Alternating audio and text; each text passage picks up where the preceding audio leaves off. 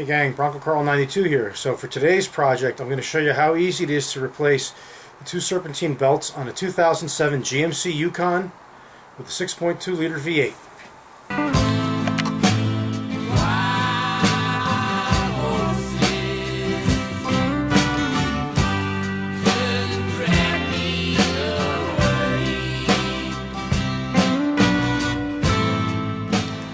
Okay, for today's project, the parts are provided by Auto Parts Warehouse out in Carson, California. They've asked that I do an installation video for everyone to show you how easy it is to change these belts. So let me show you the parts, the tools you need, and we'll get to work.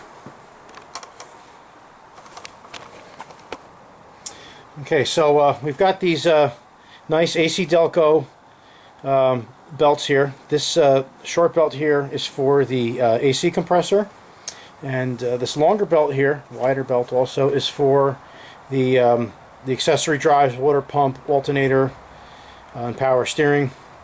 And for the tools, you'll need a 3/8 ratchet, a short extension, and a 15mm socket. Okay, here's our vehicle. It's a 2007 GMC Yukon. It's gone about 62,000 miles. I believe the belts were replaced on this vehicle once under warranty, but it's been several years, and I hate to have a belt go out when you're on a long trip, so replacing these belts, cheap insurance to ensure that you won't have a breakdown. So let's get the hood open and let's get to work.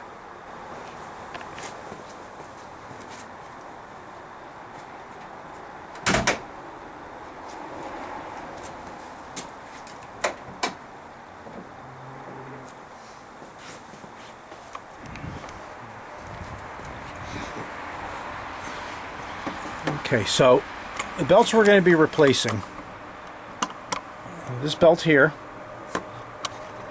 and it's kind of dark. Let the camera focus a little, and you can see that narrower belt down there for the AC compressor. So let me get the camera set up here, and I'll just show you how easy it is to pop these babies off and put the new ones on. Okay, so the first thing I did was actually took a piece of cardboard here and I just drew myself a little diagram of how the belts are routed, because some vehicles have a little label under the hood. This one for some reason doesn't. Not sure why. So I basically just made a little diagram. Here's a crank pulley, there's the water pump, power steering, the alternator, the idler, and the actual tensioner.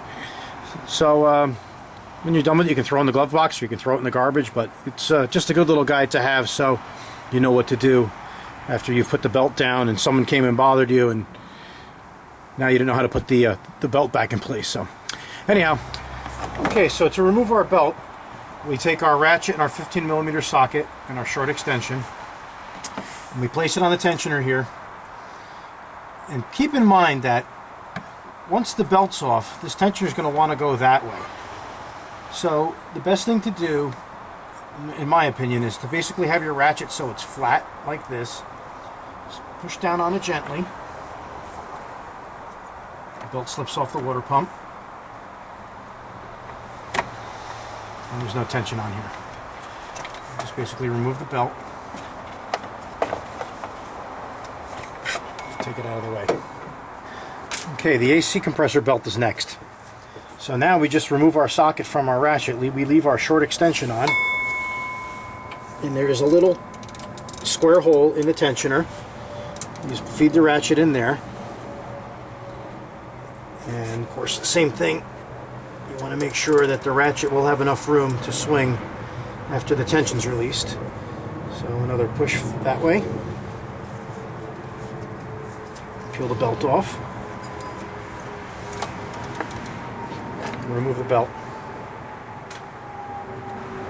Okay, now it's time to put our new belt on. So basically, installation is basically the reverse of removal. We take our new belt and feed it around our crankshaft pulley first. Get it around the groove on the inside.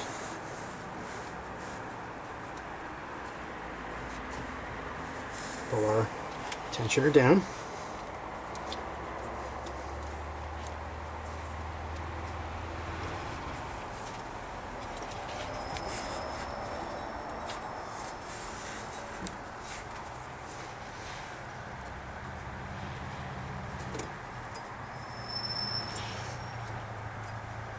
Feed our belt over there. Sometimes the belt moves around a little bit and gets stuck in a groove and makes it a little tight, but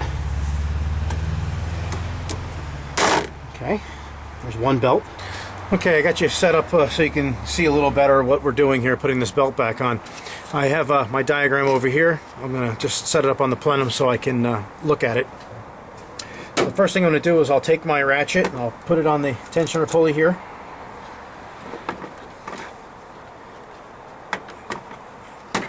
Take our belt, get it around the tensioner, and I'm just going to start feeding it over the alternator, around the power steering,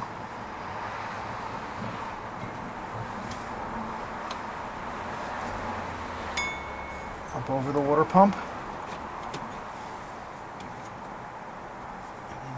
finally down around our crankshaft pulley. Make sure it's fully seated in the crankshaft pulley. And our tensioner. What you can do is just take your hand and push down on your ratchet.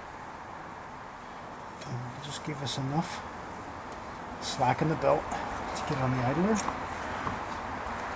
That's it. Okay, so the last thing we're going to do is just we'll start the engine and make sure everything looks good.